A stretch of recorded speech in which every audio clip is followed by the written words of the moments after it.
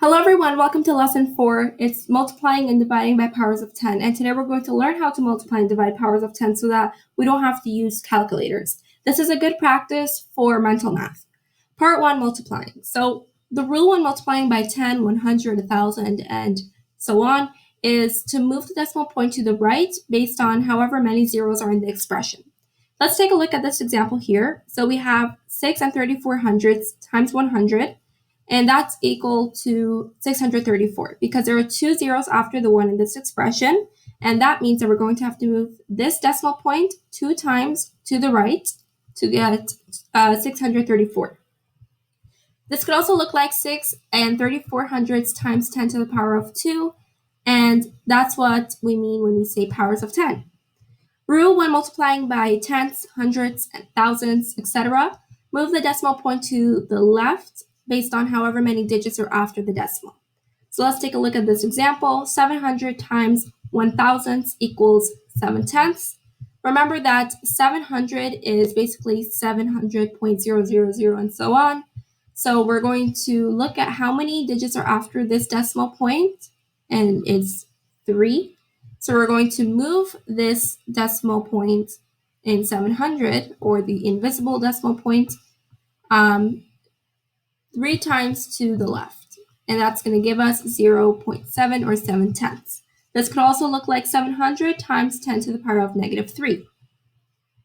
So practice. I have some practice questions here for you. The first one is pretty straightforward. You have to apply the knowledge that you just learned and find your answer.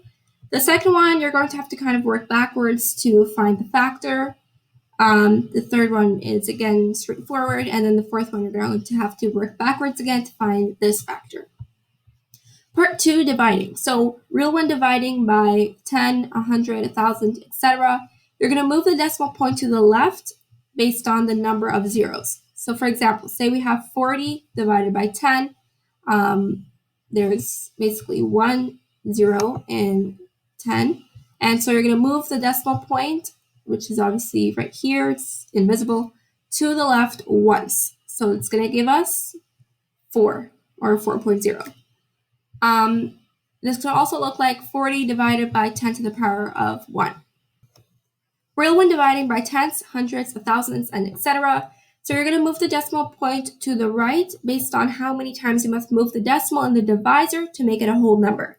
So just as a recall, the divisor is the number of groups that the dividend, or the bigger number, it's being separated into. So if we take a look at the traditional long division format, the divisor is outside of the division sign.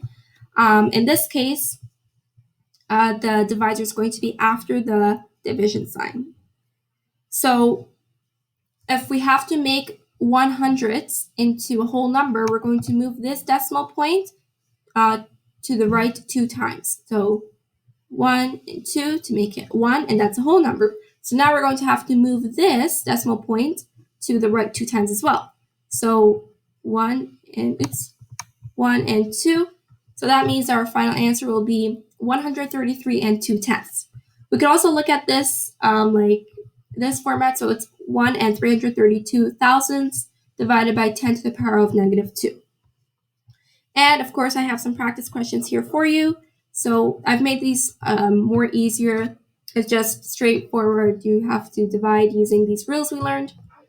And overall practice. So for the overall practice, I have the mix of multiplication and division equations or expressions for you. And if you want to give yourself a further challenge, I have provided you with a word problem. So Amy is helping out at her public library by placing books on a library shelf for her librarian. The length of the shelf is 250 centimeters. If each book has a width of 2.5 centimeters, how many books can be placed on the shelf? Show your work and include a therefore statement at the end. So you could try this out, and I'll put all these answers in the description box. This was our lesson for today. I mean, it was pretty straightforward. Hopefully you understood and try to memorize the rules for multiplying and dividing by powers of 10.